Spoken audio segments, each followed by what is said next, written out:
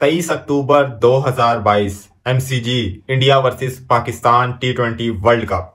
ये वही मैच है जहां से आपकी पेस फैक्ट्री, जहां से हमारी पेस फैक्ट्री, मेरी पेस फैक्ट्री मैं ये भी कहूंगा, जहां से हमारी पेस फैक्ट्री एक्सपोज हुई थी। एक्सपोज कैसे हुई थी कि पूरी दुनिया को उस इनिंग से पता चल गया था कि इनके ऊपर अगर बैक फुट पे रहोगे तो ये तुम्हें हिलने नहीं देंगे, अगर इनके ऊपर अटैक करोगे तो ये पैनिक सिचुएशन में आके कुछ कर नहीं पाएंगे। इस पे मैं बात करूंगा बाद में। सबसे पहले अप्रिशिएट जहां ड्यू है, जहां करना चाहिए, वहां जो भी हो, XYZ कोई क्रिकेटर भी हो, उसको न्यूट्रल होकर अप्रिशिएट करना चाहिए। Virat Kohli one of the greatest नहीं कहूंगा, मैं कहूंगा कि T20 हिस्ट्री के अंदर सबसे बेस्ट इनिंग्स, क्रिकेट हिस्ट्री में T20 इंटरनेशनल की सबसे बेस्ट इनिंग थी विराट कोहली की। जिसने ये लाइव मैच देखा है ना, उसको कोई डाउट नहीं होगा। वो जो नो बॉल है उस पर मैं एंड में बात करूंगा, वो भी एक कंट्रोवर्सी है। लेकिन जैसे विराट कोहली वो मैच लेके गए 31 पे 4, जहां से वो मैच लेके गए हार्दिक पांड्या के साथ, हार्दिक को भी क्रेडिट जाता है। लेकिन विराट कोहली का बैकग्राउंड आप अगर देखें तो उस टाइम पीरियड के अंदर विराट कोहली को टीम मैनेजमेंट के अंदर से सपोर्ट हासिल नहीं थी। कपिल देव ने तक ने कह दिया कि आप जितने बड़े ग्रेट प्लेयर हो, अगर तो आप परफॉर्मेंस नहीं दे रहे तो आप ड्रॉप होगे और आपको ड्रॉप किया जाएगा। कोई एक्सक्यूज नहीं है कि आपने प्रीवियस परफॉर्मेंस दी। ये कपिल देव के स्टेटमेंट्स थी। उनको रिमूव किया गया कैप्टनसी से। जिस तरह इंडिया पाकिस्तान का मैच हुआ 2021 का, उसके बाद से एक्स क्रिकेटर की तरफ से भी कुछ ऐसे बयानात आए उनकी इंडियंस, और कुछ अवाम की तरफ से भी प्रेशर था। और विराट कोहली की फॉर्म भी उस तरह खास नहीं थी। विराट कोहली चूंकि ओडीआई और T20 के अंदर अपनी 50 की एवरेज को मेंटेन करके रखा हुआ था विराट ने, लेकिन विराट की तरफ से बड़ी इनिंग्स 100 नहीं, विराट के कैलिबर के मुताबिक बड़ी इनिंग्स नहीं आ रही थी। और टेस्ट के अंदर तो उनकी फॉर्म डिप हुई है 2020 से, अभी तक कुछ फॉर्म नहीं है उनकी, 4 साल हो गए। लेकिन T20 और ओडीआई के अंदर उनकी कुछ फॉर्म डिप थी, out of form in sense. आप विराट कोहली के कैलिबर के मुताबिक आप कह सकते हो कि he was out of form, लेकिन ओवरऑल वो आउट ऑफ फॉर्म नहीं था। अगर ओवरऑल क्रिकेटिंग सेंस में बात की जाए तो वो आउट ऑफ फॉर्म नहीं थे, उनके मुताबिक वो आउट ऑफ फॉर्म थे। उसके बाद वो जो इनिंग्स खेलना, और आप लोग, मैं काफी वीडियोस देख रहा हूं, लोग कह रहे हैं वो इनिंग्स की कोई वक़्त नहीं है, यूएसए से हार गए हो, अफगानिस्तान आपको मार दिया, तो आप समझ आई कि जी वो कोहली की इनिंग्स कोई एक्स्ट्रा ऑर्डिनरी नहीं थी। लेकिन जिस टाइम कोहली ने इनिंग्स खेली ना, उस time Haris Rauf peak form में था। हारिस रऊफ को उस टाइम पकड़ना नामुमकिन था। आप वर्ल्ड कप का फाइनल भी देख लें, वहां से इंडिया पाकिस्तान के मैच के बाद आप फाइनल देखें, हारिस रऊफ की बॉलिंग, हारिस रऊफ को उस टाइम मारना इतना इजी नहीं था जिस तरह विराट कोहली ने उसको मारा।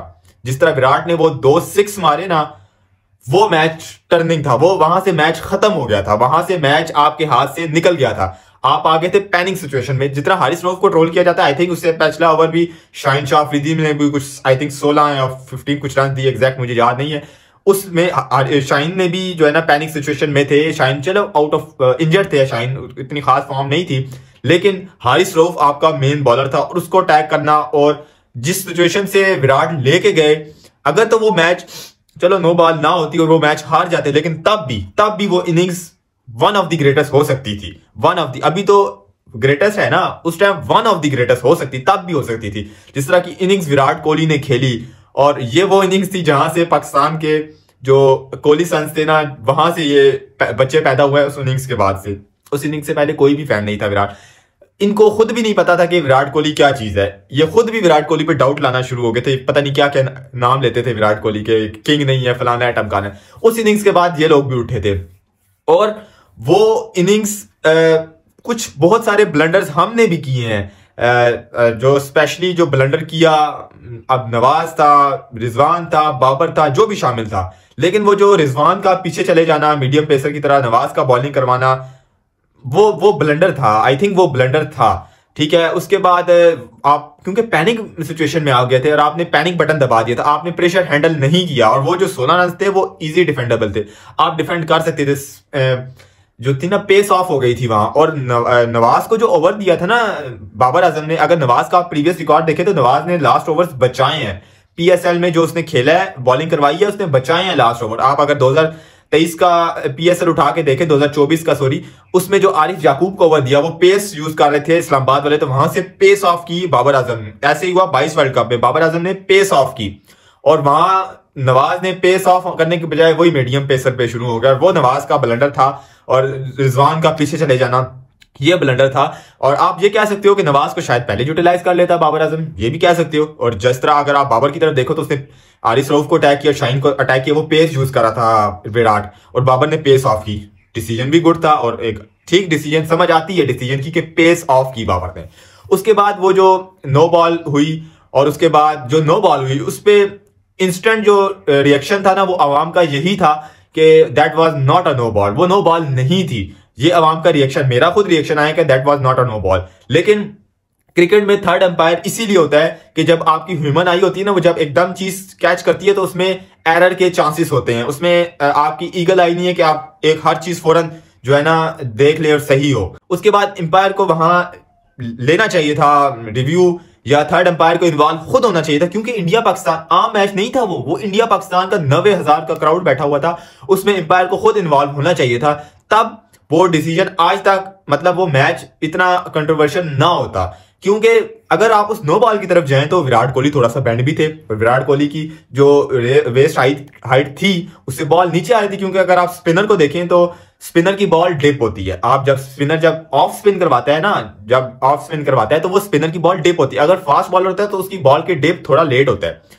लेकिन नवाज स्पिनर था और शायद वो फास्टर डिलीवरी करवा रहा था क्योंकि रिजवान भी पीछे था, ये भी हो सकता है। और अगर आप विराट कोहली का 2024 में वो जो नो बॉल हुई थी उसमें उन्होंने देखे पूरी उन्होंने कैलकुलेशन की थी कि विराट की वेस्ट हाइट कितनी है। विराट अगर बैंड भी हो गए ना, अगर 23-22 वर्ल्ड कप में देखे तो विराट थोड़े से बैंड थे, वेस्ट हाइट थोड़ी सी नीचे हो गई थी। लेकिन जो 24 वर्ल्ड कप में आईपीएल के अंदर उन्होंने वेस्ट हाइट विराट की काउंट की हुई थी कि ये विराट की वेस्ट आउट है। अगर विराट कोहली थोड़ा सा बैंड भी होंगे तो नहीं, वो काउंट नहीं होगी, बल्कि विराट की जो एक्चुअल वेस्ट हाइट है वो काउंट होगी, उस हिसाब से नो बॉल होगी। वो नो बॉल थी क्योंकि जो विराट का फुट था वो क्रीज के ऊपर था, तो वो क्रीज के अंदर ही काउंट होता है, ठीक है। अगर वो क्रीज से बाहर होता, स्टेप आउट होता, तो वो नो बॉल शायद ना होती अगर वो क्रीज से। लेकिन वो विराट कोहली का पांव जो बैक फुट था वो क्रीज के अंदर था, तो इंस्टेंट रिएक्शन था कि वो नो बॉल नहीं है। लेकिन वो जब स्लोमो में आप देखे ना वो नो बॉल थी, बहुत सारा रिएक्शन इंस्टेंट आया। तो ह्यूमन आई में फॉल्ट होता है ना, तो अगर अंपायर वहां स्लोमो में देखता तो वो बॉल बाय बॉल लेके जाता तो शायद इतना कंट्रोवर्शियल ना होता। अंपायर की वहां गलती है और अंपायर को वहां क्लियर करना चाहिए था। ऐसे नहीं है कि मैं इंडिया के साइड या इंडिया ने वहां पैसे दे के वो करवा लिया, ऐसे नहीं होता। मैच के दौरान पैसे दे के नहीं होता। और अंपायर ने उस टाइम कोई रिएक्शन भी नहीं दिया ना। अंपायर होता ना जैसे बॉल करवाई और आपने शॉट मार दिया, अंपायर ने फौरन नो बॉल दे दी, तो भी जो है ना आवाम का रिएक्शन ऐसा ना था। अंपायर ने ऊपर से टाइम लिया, उसके बाद वो बिल्कुल मैं कहता हूं ना वो बहुत क्लोज कॉल थी वो, और फिर एकदम लेट डिसीजन भी थी। तो अवाम के जहनों में आया कि यार ये नो बॉल नहीं है, ये इमाम ने ये कर दिया, वो कर दिया, विराट ने इशारा कर दिया। तो अंपायर को वहां थर्ड अंपायर को इन्वॉल्व होना चाहिए था। और उस मैच के अंदर जो इनिंग्स जो बॉलिंग करवाई थी नसीम शाह ने, नसीम शाह उस मैच में बहुत अंडररेटेड था। नसीम को सिर्फ एक चौका लगा था जो कि विराट कोहली ने फाइन लेग पे मारा था। विराट कोहली स्टेप आउट हुए थे और वो जॉर्कर को लो फुल टॉस पे एज होके वो भी चौका हुआ था फाइन लेग के ऊपर। और उस मैच में नसीम शाह ने बहुत आउटस्टैंडिंग बॉलिंग करवाई थी, स्टार्ट ओवर भी बहुत आउटस्टैंडिंग। और जब विराट कोहली टारगेट कर रहे थे और उस टाइम भी नसीम शाह ने अच्छी बॉलिंग की। विराट कोहली ने जो हारिस रऊफ को स्ट्रेट शॉट मारी थी वो विराट कोहली को उसने मिस भी करवाई थी, स्लोअर वन। और इसमें आपका ये ब्लंडर भी है बॉलिंग का कि आपने उस मैच के अंदर स्लो ओवर वन ट्राई नहीं किया, आपने पेस ऑफ की नहीं, आपने वेरिएशन करवाई नहीं। जब आप देख रहे थे कि वो पेस यूज कर रहा है तो आपने पेस ऑफ की नहीं। आपके बैटर बॉलर जो थे वो पैनिक हो गए थे। आपके बॉलर इसी वजह से पैनिक, जैसे आप यूएसए के मैच में देखिए वहां आपका हारिस रऊफ पैनिक हो गया, फुल टॉस से मारना शुरू हो गया। मतलब इस तरह की सिचुएशन आती है तो आपके बॉलर पैनिक हो जाते हैं। और उस मैच में नवाज का कॉन्फिडेंस भी उस मैच से डाउन हुआ और उसके बाद से नवाज भी नहीं उठा। आपकी बॉलिंग भी एक्चुअल उस मैच से डाउन होना शुरू हो गई थी। वो तो 23 मैच तो एक मेन कॉज बन गया, लेकिन आपका जो डाउनफॉल बॉलिंग का स्टार्ट हुआ था वो 22 world cup India versus Pakistan match था। आपकी बॉलिंग वहां से डाउन। और बाबर आजम ने जिस तरह नवाज को end of the match appreciate किया कि नवाज तू मेरा मैच विनर है, तो बाबर ने हमेशा अपनी टीम को सपोर्ट किया। जैसे मतलब नवाज को कितना क्रिटिसाइज किया लेकिन बाबर ने सपोर्ट किया नवाज को, लेकिन नवाज वहां से उठ नहीं सका। और नवाज भी वो नवाज हमें नजर नहीं आया जो 22 एशिया कप में नजर आया था।